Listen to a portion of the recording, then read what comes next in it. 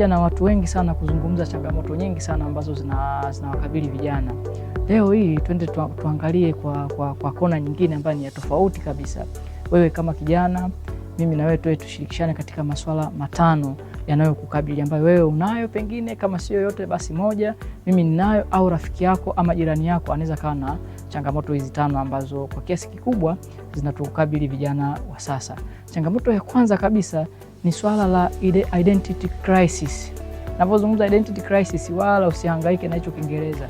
Ni namna gani wewe kama kijana una uwezo ukikaa unajifikiri wewe ni mtu wa aina gani, kuanzia mitazamo yako, kuanzia unavyoonekana, self concept yako ipoje, wewe unajionaje katika jamii hii, wewe ni mtu wa aina gani? Je, unatambua? Vijana walio wengi hawana hicho kitu, wanakosa hicho kitu. Sasa kwa nini wanakosa hicho kitu? Twende katika changamoto ya pili.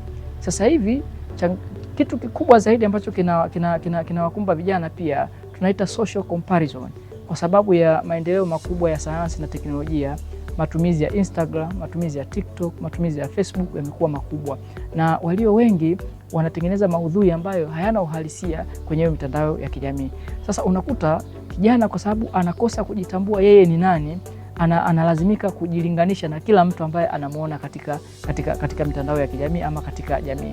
Kwa kimsingi hii lazima iwe kitu ambacho wewe kama kijana upingane nacho na usikubali, kwa sababu wewe ni wewe na mtu mwingine na mtu mwingine ni mtu mwingine, na sio kile unachokiona kipo hivyo.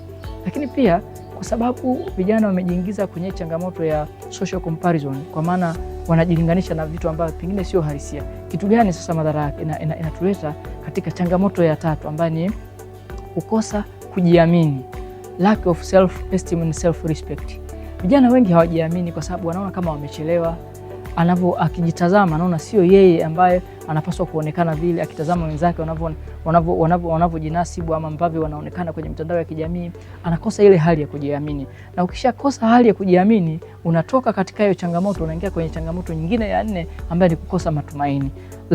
Wanasema sense of hopelessness, yani kwamba mtu sasa anakosa matumaini. Kwa nini anakosa matumaini? Tayari hajitambui. Kwa sababu hajitambui, anajilinganisha na kila mtu. Akishajilinganisha na kila mtu, anakosa ile hali ya kujiamini. Akishakosa hali ya kujiamini, anapoteza nini? Anapoteza matumaini kabisa. Sasa kijana aliyepoteza matumaini ni kijana hatari, kwa sababu anaweza akafanya chochote ambacho kiko mbele yake.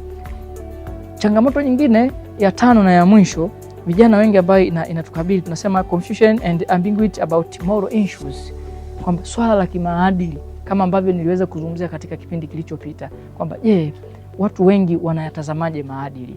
Huyu kijana ambaye hajitambui, huyu kijana ambaye amepoteza matumaini, huyu kijana ambaye anajilinganisha na kila mtu, maadili yake anaweza akayachukua wapi? Kwa lugha nyepesi ni kwamba hawezi kutenganisha kipi kilicho bora na kipi kisichokuwa bora.